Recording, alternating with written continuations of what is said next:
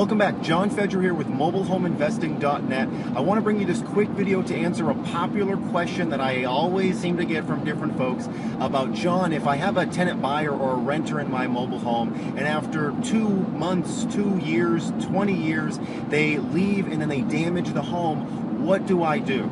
Now, there's a couple different reasons to ask that question, and I'd like to sort of go into the who, what, why of this answer, because it's a little bit deeper than how it may appear. So let's first talk about the validity of the question.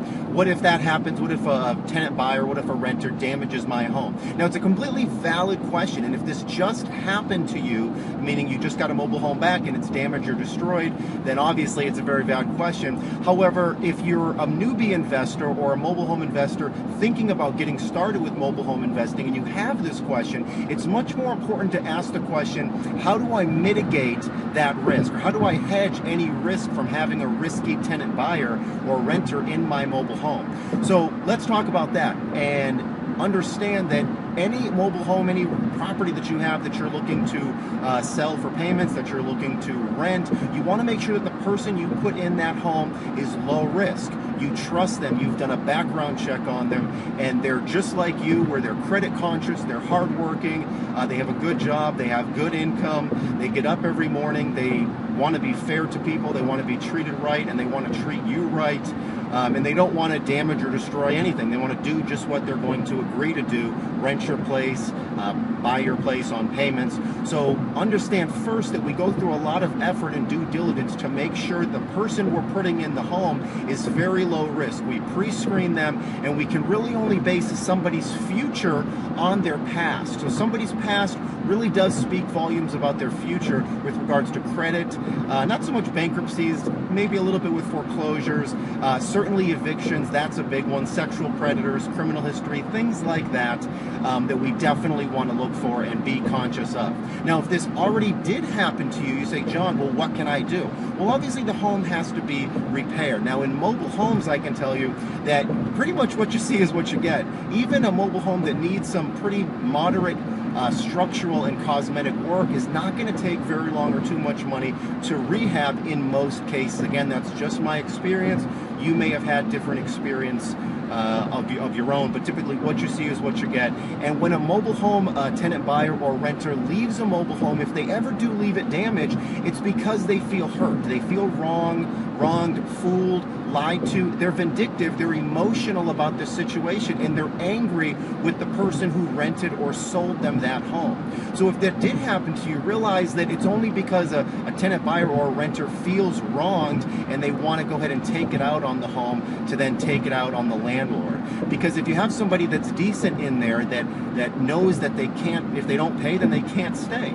But if you've worked with somebody for 1 or 2 years and they slip behind maybe 1 month or a week due to a valid concern, a legitimate reason, go ahead and work with that tenant buyer, work with that renter to try to keep them in the property.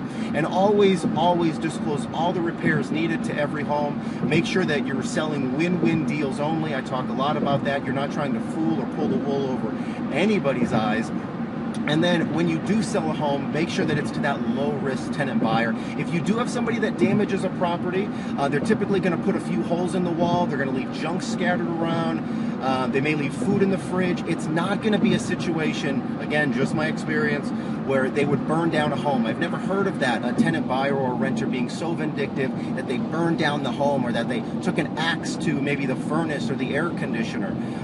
Or they may steal some wires, I can think, maybe if the tenant buyer or renter is completely broke, and they may end up doing that. But when somebody likes you, when your renter likes you, when they're a good quality person, when you're liked and trusted and well known, then that typically won't happen to you and shouldn't happen to you. So really want to understand to mitigate the risk that you have and who you're putting in your home. You wouldn't just rent your car out or give the keys away to your car to have somebody borrow it that you don't know who they are. You want to make sure that the person you put in your home is well qualified and you know everything about that tenant buyer or about that renter.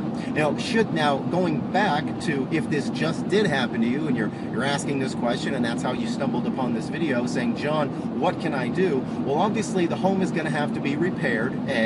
You're going to have to figure out why this happened. What did you do that caused the tenant buyer or renter to do this, if anything? And then what was the renter or the tenant buyer's situation? And don't let that happen again. What you did, what the tenant buyer did, just don't let that happen again. So you want to fix the home, understand where the problem came from, and you can also go after the tenant buyer, the renter legally. You can pursue them with a lawsuit for damages of properties. If you're going to evict them, you can typically just add on those damages to the eviction. It's typically 2 different court cases, but your eviction specialist, or when you go and file that eviction, they should know how to do that, to go ahead and try to claim damages so that you can get reimbursed for that.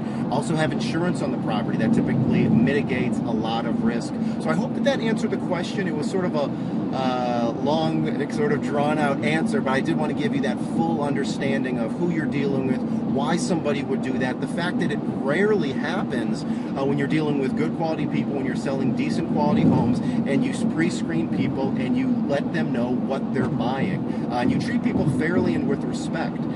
So that's the answer to that question. If you like this, please share this with your friends. Like the video below. If you have any questions, comments, concerns, I would love to hear them. Please comment them below or reach out to me at support@mobilehomeinvesting.net. Thanks so much for watching. Bye-bye.